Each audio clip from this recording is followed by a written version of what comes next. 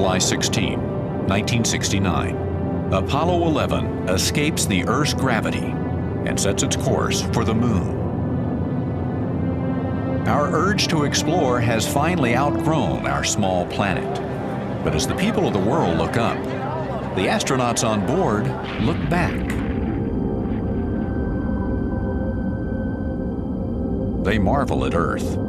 It looks as strange as the place they're headed. Below them is a planet still to be explored. The spirit of exploration is as old as humanity itself.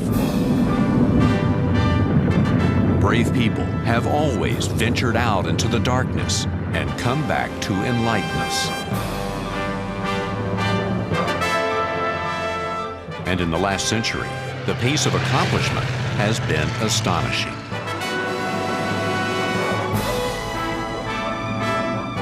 Edmund Hillary and Tenzing Norgay, first to summit Mount Everest. Robert Peary and Matthew Henson, first to the North Pole. Amelia Earhart, first woman to fly solo across the Atlantic. That's one small step for man. And 1,000 years from now, they will still know the name Neil Armstrong.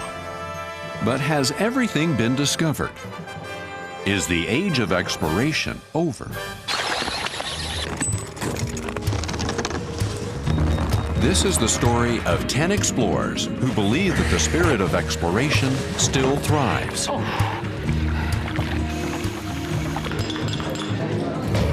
It's the story of what compels them to venture out, time and again, into the unknown.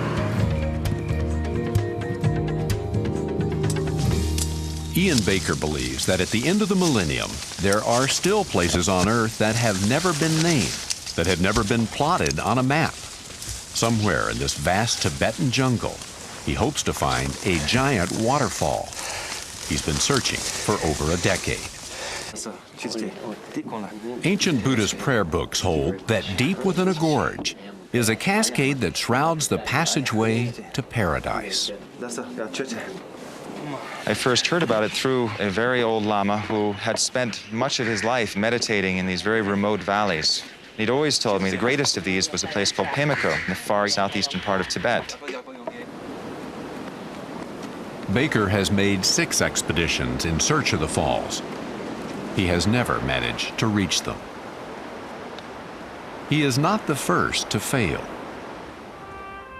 In 1924, British botanist Frank Kingdon Ward tried to find the falls, only to be defeated by the terrain.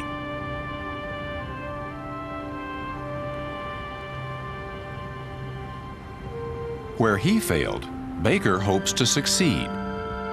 He knows Kingdon Ward was unable to descend the sheer cliffs along more than 5 miles of the gorge. Could the falls be located in this unexplored area? Baker and his expedition partner Ken Storm have won the trust of local hunters who will lead them down paths that no Westerner has ever followed. The gorge is a treacherous place, teeming with leeches, stinging nettles, and deadly snakes. Why do people like Baker risk so much to explore the unknown? I don't feel that I'm different from anybody else in the sense that I think the spirit of exploration is intrinsic to human nature. Exploration is really one of very, very few things that make us human. Once you get a taste of it, you can't go back to the simple life. I did become intensely irritated at the endless rain being soaking wet, never drying out, leeches all over your legs, scratch marks all over your bodies and the face, just because half the time you're moving through a pathless terrain. But I think anybody who's given to a life of exploration has to feel some sense of embrace of this kind of wild existence where the comforts of the civilized world are suddenly stripped from us.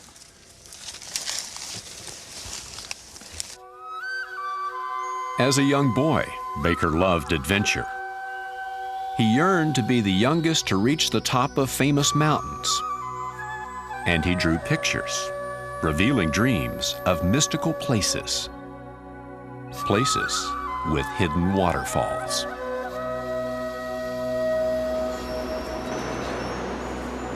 My more recent explorations in the Himalayas have been the continuation of my earliest childhood activities, which was really to explore the forests and marshes, behind the house.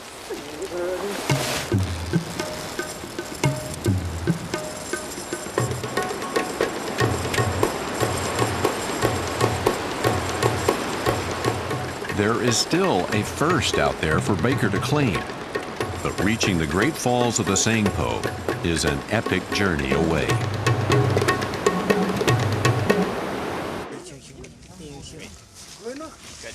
Now that the weather's clearing a little bit, we're going to try to make our way down into this unknown section.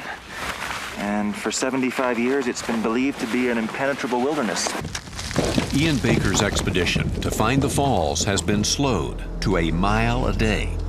In this terrain, the difference between life and death can be a single careless step.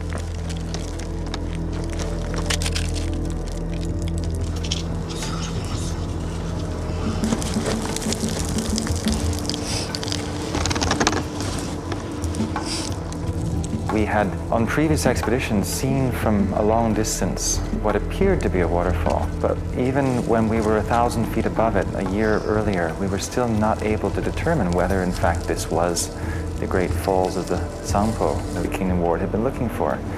And there was this sense that unless we went down to the falls itself, we would never be able to answer or resolve that question. The jungle thickens. The terrain gets even steeper.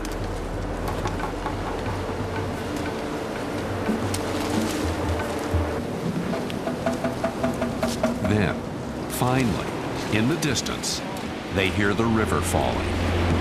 Amazing. Oh, look at that drop. Oh, all of the Zangpo is pouring into that energy. Holy man. Oh, unbelievable. That is incredible force. A century of speculation is over. They have filled in one of the last blank spots on the map. These are indeed the Great Falls of the Sangpo.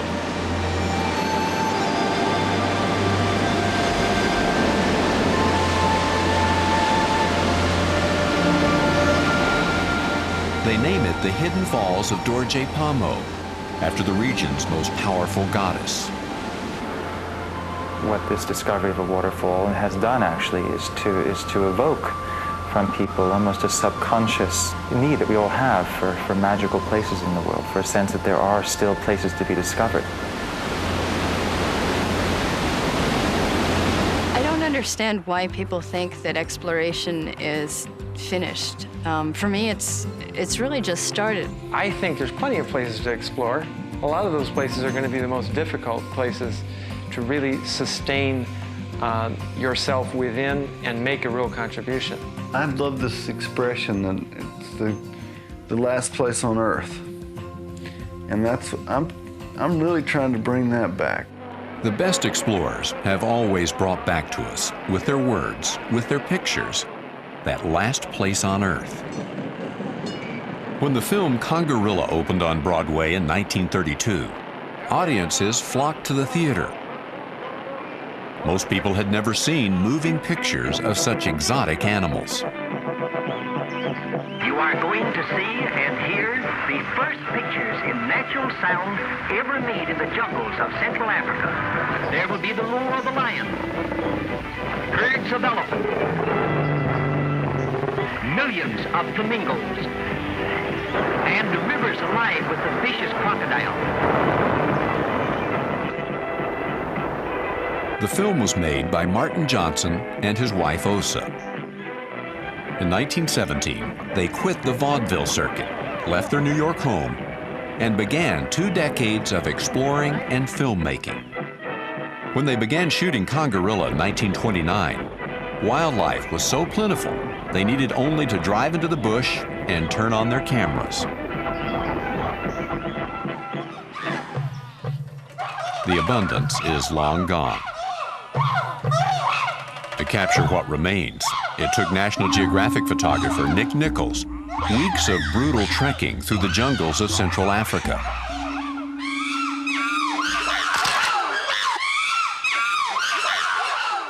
I have no interest in wildlife photography for the sake of it.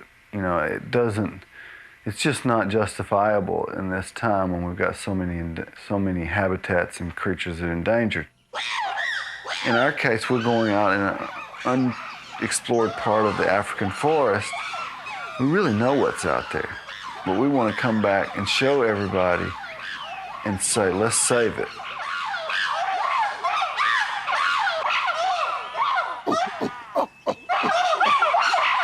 The job that I do is considered one of the most romantic jobs on earth. Everybody wants to do it, but nobody sees it for what it really is. It's being hot, insects, diseases.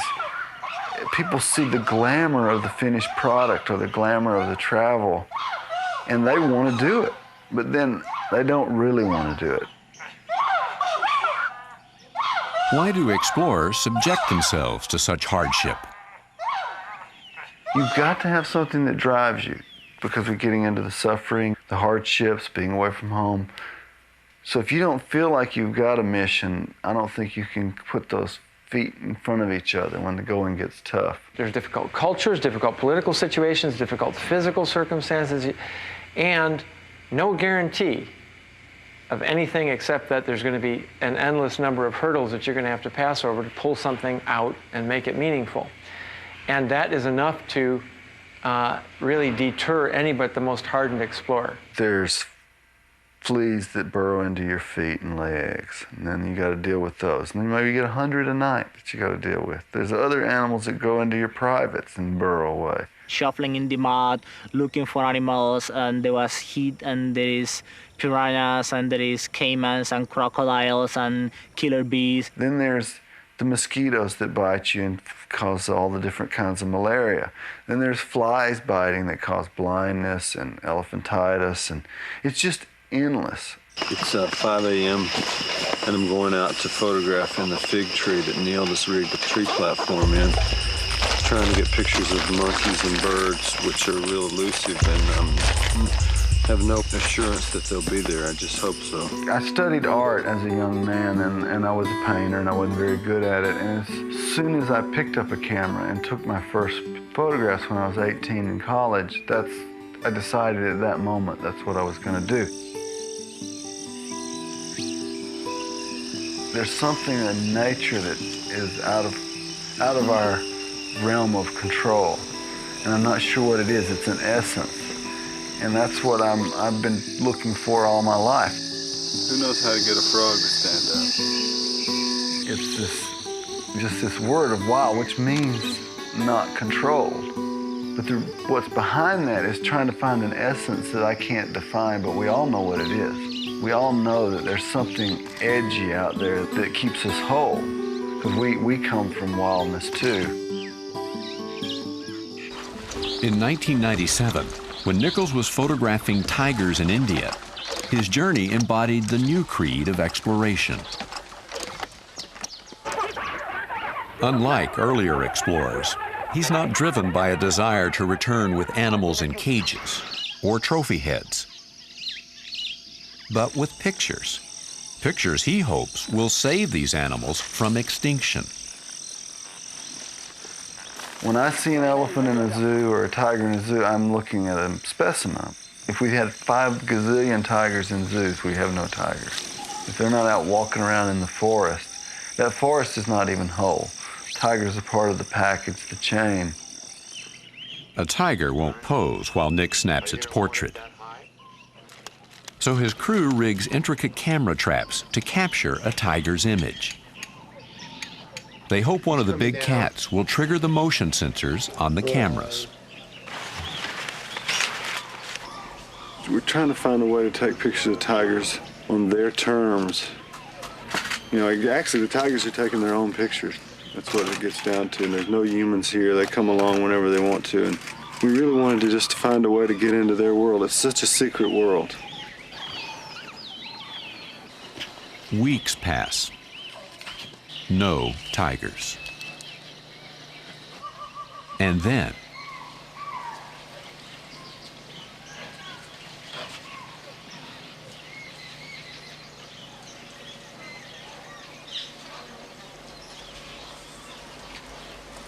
go in. Oh my God, yes. Yes. Come on. Oh. Go in. Oh.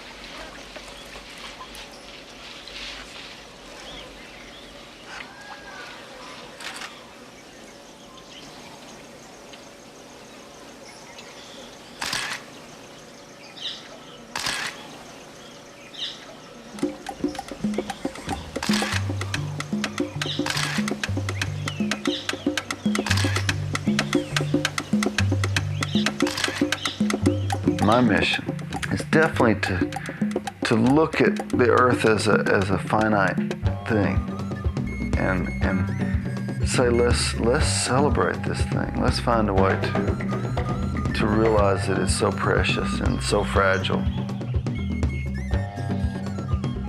The new edge to exploration is that we must know how the planet works.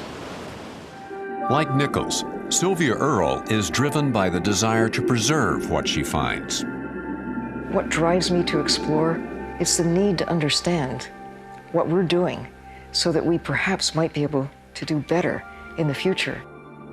Earle is the Chuck Yeager of oceanography, a pioneer of undersea exploration. 5 species of marine life have been named after her.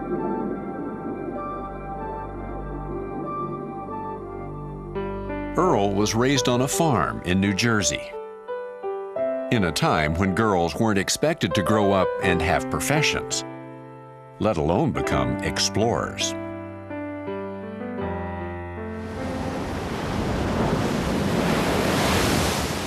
For me, my playground was the sea. I knew from the moment I first saw a horseshoe crab sort of crawling up a beach in New Jersey that I had to know more about where it came from and how it lived and how it spent its days and nights, and I've been intrigued with that ever since. 70% of the Earth's surface is water, but most of it remains as unexplored as the New World was to Columbus. No place on the planet is more difficult to explore than the deep. There's nothing more frustrating for biologists, a scientist such as I, than to go down to 150 feet or even push the limits and go over to the edge of a drop-off into the sea and know that you just have to stop. People have always dreamed of exploring the ocean, but for centuries, anything below a few hundred feet was impossible to reach. Until William Beebe and Otis Barton invented the bathysphere, a steel ball they hoped would take them a half a mile below the surface.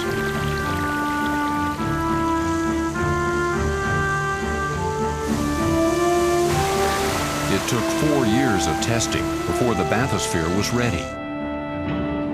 Finally, in 1934, Beebe and Barton jammed themselves in, not knowing if it would be a submarine or a coffin.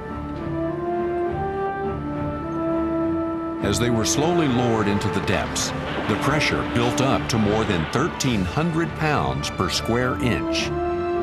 It was so cold, Beebe recalled, it was like sitting on a cake of ice. But they did it. The bathysphere went a half a mile below the surface. The record stood for 15 years. Building on the accomplishments of Beebe and Barton, Earle has pushed the limits of underwater exploration. In 1979, untethered and alone, she dove to over 1,200 feet. It was as daring a feat as the early spacewalks. Back in 1970, it was uncommon for women to do some of the sorts of things that I found myself hankering to do.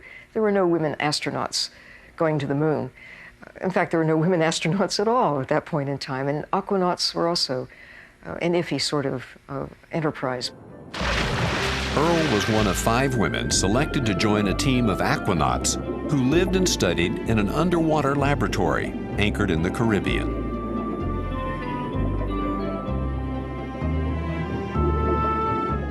They called us aqua belles, they called us aqua babes. They had a hard time calling us aquanauts. I didn't care what they called us as long as they let us go, and they did.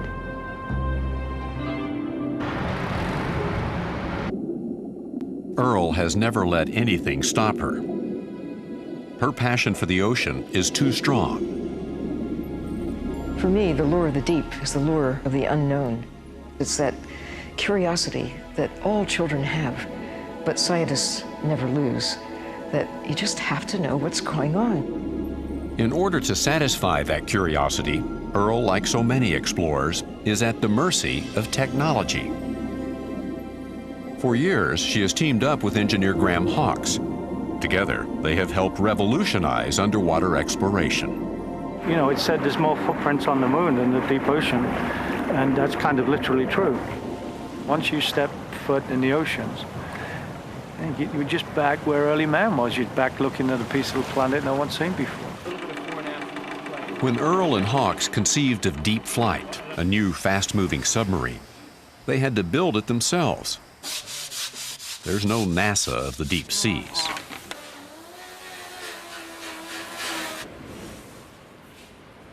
You know, I was born to be an engineer, looking back. I kind of grew up with the nickname of Professor. I apparently was always taking things apart. Numerous rockets, numerous experiments, numerous little explosions. My parents were both from London. Father was a postman. And the small part of London, Tooting, the wrong side of the railway tracks. Went to the wrong schools. Hawkes was the first in his family to go to college. Over the past 20 years, he's become one of the leading inventors of submersibles. Wow, that was pretty dramatic. Hawkes and Earl's dream is to literally swim with the fish. It's the counterpart of flying. You fly into that other atmosphere. There's this moment of discovery that this is not just water. This is water filled with life. They're jellies, they're fish, they're eyes all around. There you go as an explorer, not alone for a moment. Not even for an instant are you alone.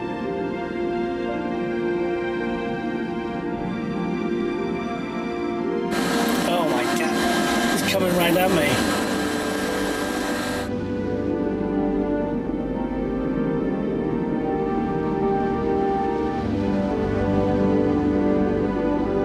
Oh my gosh.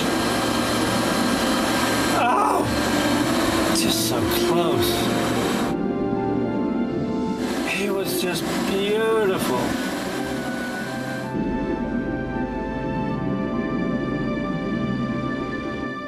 Funded in part by the National Geographic Society, Earl is now diving in a remarkable new machine. It's the tool for the next generation of deep-sea exploration.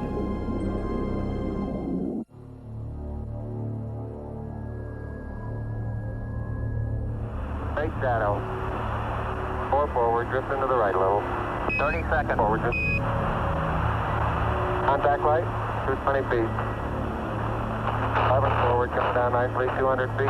5.5 now. In July of 1969, 4 simple words expand forever the limits of human potential. The Eagle has landed. The calmness of the voice masks the terror of the moment. Neil Armstrong and Buzz Aldrin have only seconds of fuel left when they land on the moon. Armstrong's pulse races at 156 beats per minute. It's 1 small step for man, 1 giant leap for mankind. The triumphs seem complete, But landing was the easier part. NASA couldn't guarantee the safe return of the astronauts.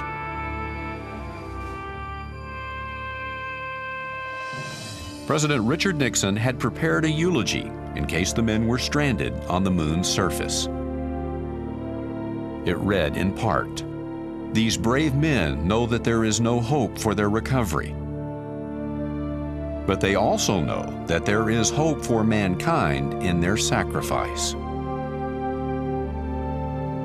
Our greatest achievements are often balanced on the edge of catastrophe.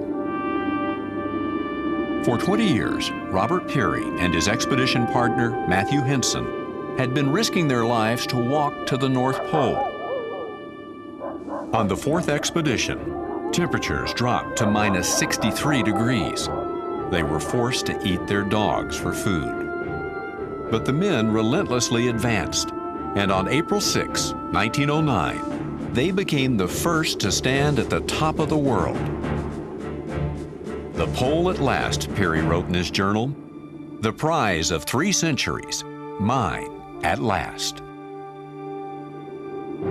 As much as Peary and Henson dreamed of the North Pole and Armstrong the moon, explorers have dreamed of climbing the world's highest mountain. For decades, the slopes of Everest had claimed the life of one climber after another. Then, in 1953, Mount Everest has been conquered by members of the British expedition. Tenzing Norgay and Edmund Hillary overcame the cold and the thin air to stand on the summit of Everest. No one else will ever be able to claim the title, first to the roof of the world.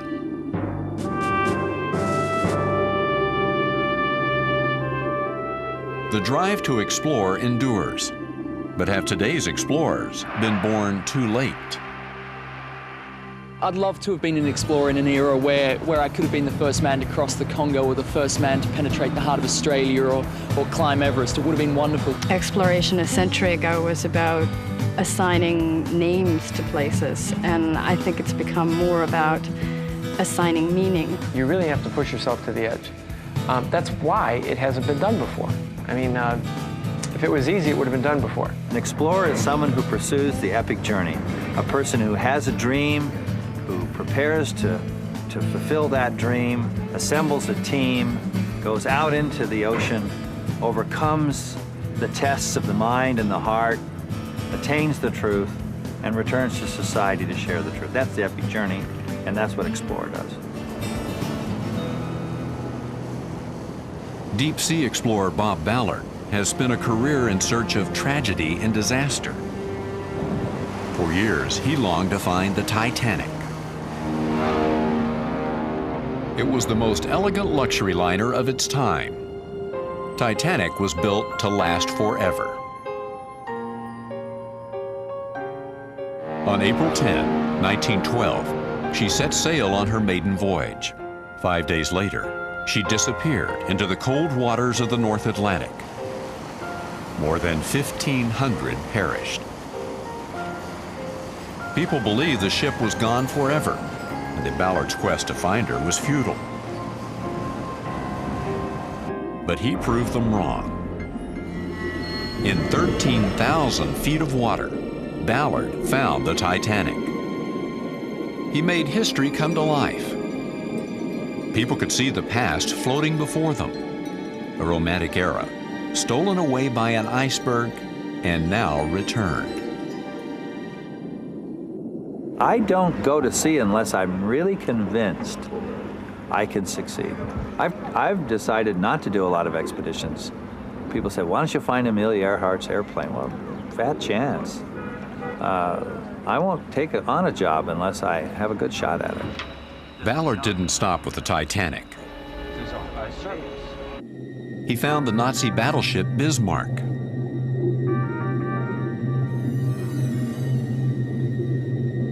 Explored the torpedoed luxury liner Lusitania.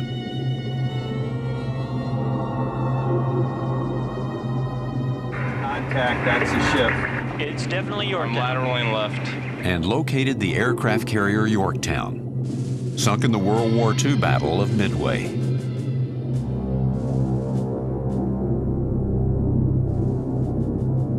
I have little boys come up to me and say they wish I would stop exploring because there isn't going to be anything left for them. And I try to remind them that I've only seen 0.1% of the deep ocean, so there's plenty there. This time, Ballard's exploring further back in time than he's ever gone before. 2,000 years ago, when Roman ships crisscrossed the Mediterranean. They were small vessels at the mercy of the sea. Many of them never made it home. Thank you. Okay, see you next time. To help him find the sunken ships, Ballard has enlisted the help of a Navy submarine. The NR-1 was used during the Cold War for missions so secret the Navy still won't talk about them. Now the sub is hunting for a Roman galley that sank to the ocean floor 2,000 years ago. Ship's ready for dive. Okay. Yeah, permission to submerge ship. Dive! Dive! 40 feet. Going down. For hundreds of years, scientists have looked in the ocean for our history. And for most of that time, they've only been able to look a very short distance. And what we're trying to accomplish is something that's never been done before, and that is to try to excavate a ship of antiquity that is thousands of feet beneath the sea.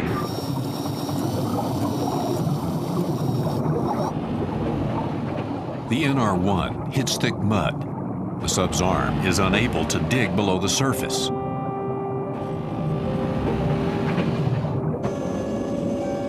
Do the wooden hulls of Roman vessels still exist just beyond reach, or has time stolen them away?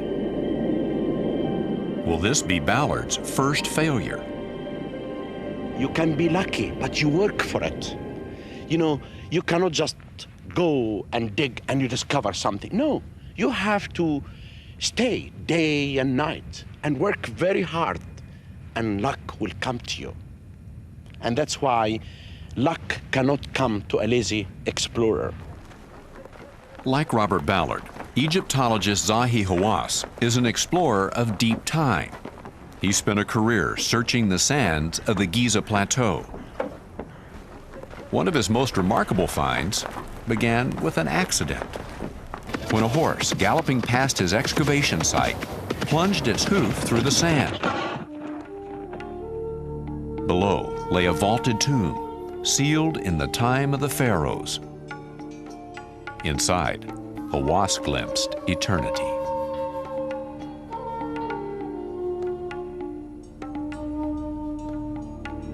Because of the size of his tomb, because of the unique shape of the vaulted ceiling, and also because it was cased inside with plaster, then I believe this is the man who was in charge of the whole administration of the workmen.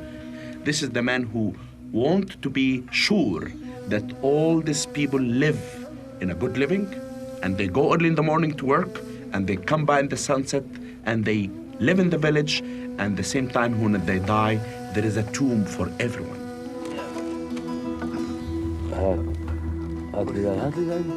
Besides the foreman's tomb, Hawass and his crews unearthed more than 250 graves, an entire cemetery of workers. For centuries, the pyramid builders were thought to be slaves, a captive labor force cringing under the whip. This discovery shattered that myth.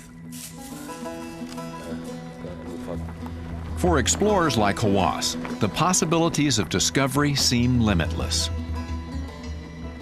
The sands of the desert are constantly shifting.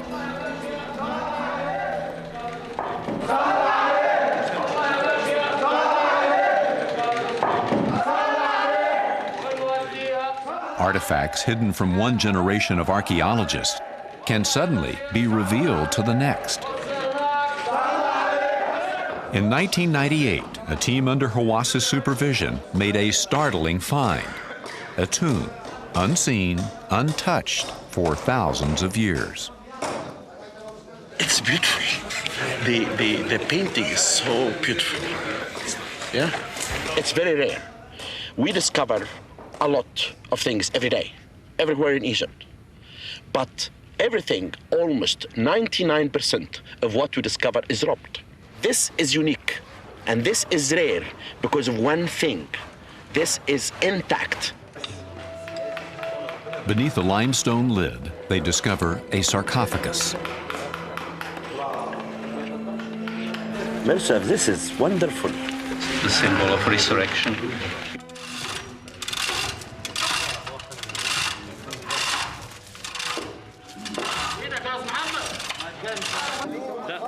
Under the glare of television lights, they struggle to remove the heavy lid. Have the contents inside decayed and rotted? They crane forward, peer inside, and a gift from the first millennium BC.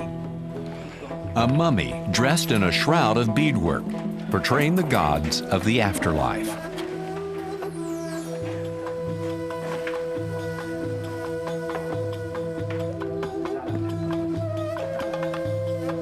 Hieroglyphs around the coffin tell a story from the final glory days of ancient Egypt. Buried here is a nobleman, a member of the pharaoh's court. His name was Yufa. He is the director of the palace. He was near to the king. The king lives in the palace. This is the man that's used every day to know the throne is fine, Your Majesty. The ladies or the wife, your main wife, she's not coming today to see you. You can meet this official today. The dining room is set. Wine is there. We'll make the party tonight. That is the man that he does the arrangement of everything at the palace. He makes the palace life. Hawas's explorations have given us a more detailed picture of the past, of who we are and where we come from. An explorer is someone who's trying to find answers to basic truths. I think all of us want to know those answers. Certainly we want to know who we are and where we came from and where we're going. And I think most people think about those questions, but very few of them spend a career trying to find answers to those things. For weeks, Robert Ballard has been searching for history in the depths of the Mediterranean. He has not been able to find the Roman ships he believes sank in these waters. He cannot afford to fail. A single expedition can cost millions of dollars. Whole shipwreck. Holy mackerel. At last, Look at that. Yeah, that's the main heart right there. Yeah, that's the heart 4 or 5. 3,000 feet beneath the waves, fragile amphora, jugs that held wine, dried fish, and olive oil.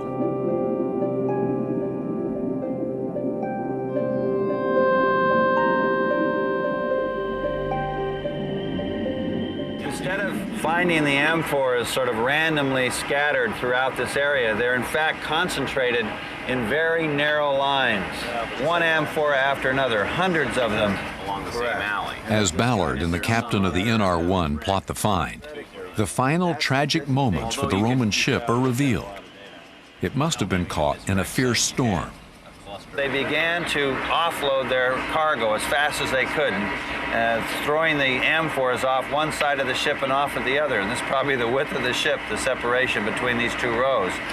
2 miles of amphoras being thrown over the side until finally the ship went under and ultimately sank here. Ballard deploys a scavenger sub named Jason to bring the 2,000-year-old artifacts to the surface.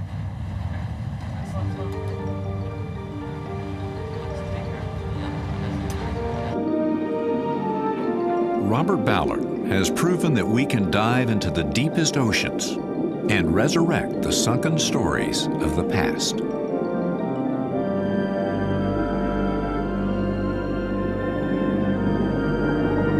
The key is that you plug away, you slug away, you slug away, and then there's this moment of discovery. And it's so exhilarating. It's just the greatest natural high known to human race. And once you've experienced that, you want to experience it again. There's so much of the planet that's unexplored that I can't imagine we're going to be out of work.